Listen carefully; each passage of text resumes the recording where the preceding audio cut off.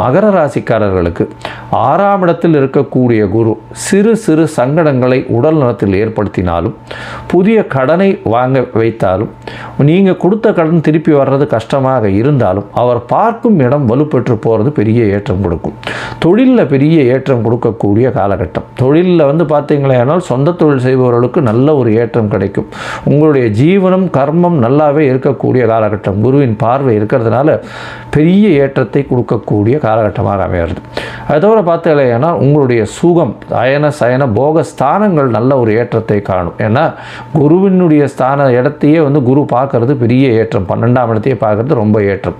வெளிநாடு போயிட்டு வரணும்னு நினைக்கிறவாளுக்கு இந்த காலகட்டத்தில் வேலை நிமித்தமாக வெளிநாடு போகக்கூடிய வாய்ப்பு உண்டு. அதுவும் ஐடி செக்டாரில் இருக்கிறவங்க, electrical electronic engineer, communication engineers, இவங்களுக்கெல்லாம் திடீர் மாற்றங்கள், மெக்கானிக்கல் இன்ஜினியர்ஸ் திடீர் மாற்றங்கள் ஏற்றங்கள், வெளிநாடு போய் ஐடியில் இருக்கிறவங்களுக்கு ஆன்சைட் ப்ராஜெக்ட்ஸ் பண்ணக்கூடிய வாய்ப்புகள் இந்த காலகட்டத்தில் நிச்சயமாக வரும்.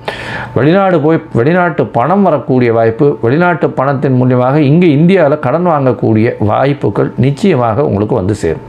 அதை தவிர பார்த்தாலேயானால் சுப செலவுகள் வீட்டில் நடக்கும். சுப செலவுகள் அப்படின்னு சொல்லும்போது புதுசாக வீடு வாங்கிறது, வீட்டில் இருக்கக்கூடிய குழந்தைகளுக்கு கல்யாணம் பண்ணி வைக்கிறது, இல்லைன்னா வீட்டில் இருக்கக்கூடிய குழந்தைகள் மேல் படிப்பு போகிறது, இந்த மாதிரியான சுப செலவுகள், அதுக்காக வேண்டி கொஞ்சம் செலவுகள் பண்ண வேண்டிய கட்டாயத்தில் இருப்பீங்க. அது தவிர பார்த்தோம்னா இந்த வருஷத்தில் உங்களுடைய ராசிக்கு 2ஆம் இடத்தை குரு பார்க்கறதுனால பண வரவிற்கு பஞ்சம் எப்பொழுதும் இருக்காது. பணம் எப்பொழுதுமே கொண்டே இருக்கும். உங்களுடைய ராசிக்கு 2ஆம் இடத்துல சனியும் ஆட்சி பெற்று போயிருக்கார், அதோட ராகுவும் இருக்கார். எந்த இடத்துலேருந்து வருதுன்றதே தெரியாமல் எண்ணெய் கொட்டும் பொழுது ஒரு பிசுறு இல்லாமல் அப்படியே டியூப் மாதிரியே தெரியும் பார்க்குறதுக்கு. அந்த மாதிரி தண்ணி கொட்டின்னு இருக்கா, அதாவது எண்ணெய் கொட்டின்னு இருக்கா மாதிரி பிசுறு இல்லாமல் உங்களுக்கு பணம் கொட்டக்கூடிய காலகட்டமாக அமைய போகிறது. மொத்தத்தில் உடல் நலத்தில் மட்டும் கொஞ்சம் ஜாகிரதையாக பார்த்துக்கோங்க. இந்த குரு பெயர்ச்சி பார்த்தோம்னா உங்களுக்கு 85லிருந்து 90 விழுக்காடுகள் பெரிய ஏற்றத்தையும் மாற்றத்தையும் கொடுக்கும். நீங்கள் காலபைரவரை போய் சேவிச்சுட்டு வாங்க. காலபைரவரை போய் அதுவும் அஷ்டமிக்கு அஷ்டமி சேவிச்சுட்டு வர்றது, தேய்பிரை அஷ்டமியில் சேவிக்கிறது மிகவும் விசேஷம். அதாவது சிவன் கோவிலில் இருக்கும் காலபைரவர்.